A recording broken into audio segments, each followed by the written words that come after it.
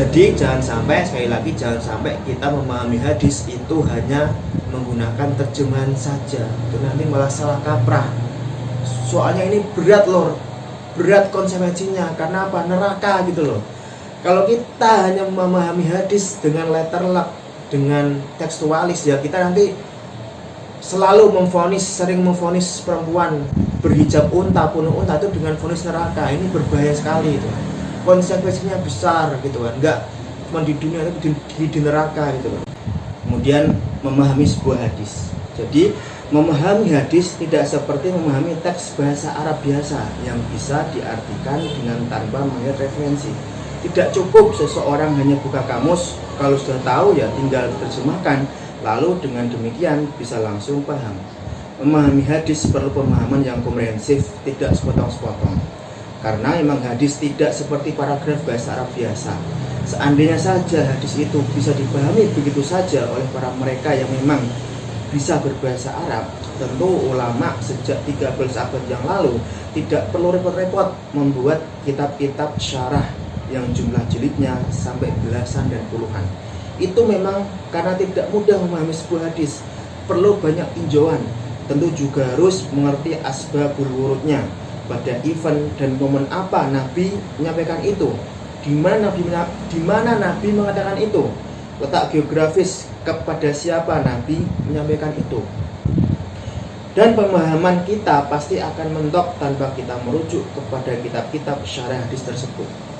Dan saya sangat menyayangkan banyak gambar yang tersebar mengutip hadis-hadis ini, atau juga web, blog, fanpage yang juga mengutip hadis ini hanya menuliskan terjemahan begitu saja tanpa menampilkan apa kata ulama tentang hal itu. Itu sangat disayangkan.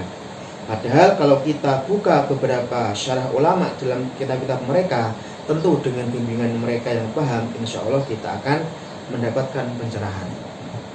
Jadi begini loh, memahami hadis itu tidak seperti kita memahami bahasa Arab, kalimat bahasa Arab yang kita bisa langsung menerjemahkan dengan kamus. Memahami hadis itu perlu kemampuan, perlu kompetensi, perlu pengetahuan. Tidak asal memahami langsung terjemahnya saja, langsung dipahami letter luck, tekstualis gitu. Tidak seperti itu.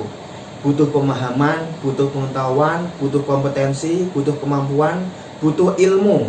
Yang ilmunya tidak bain-bain, tidak sembarangan gitu kan.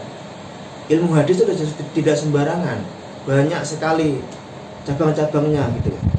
Jadi kalau sedulur hanya memahami hadis kok lewat terjemahan, letter luck, tekstualis, yaitu belum memahami hadis namanya.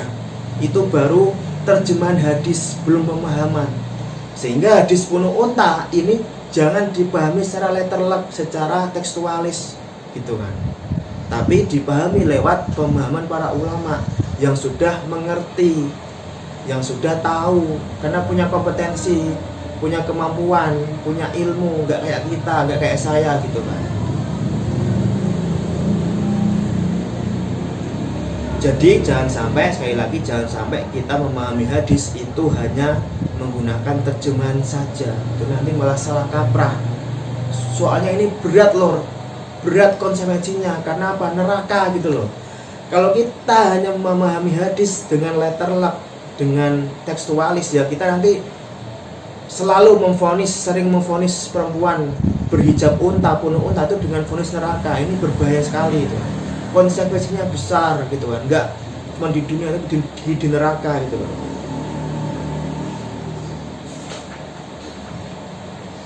Jadi itu lor, silakan hati-hati, kita rujuk kepada ulama yang otoritatif, yang punya kompetensi gitu.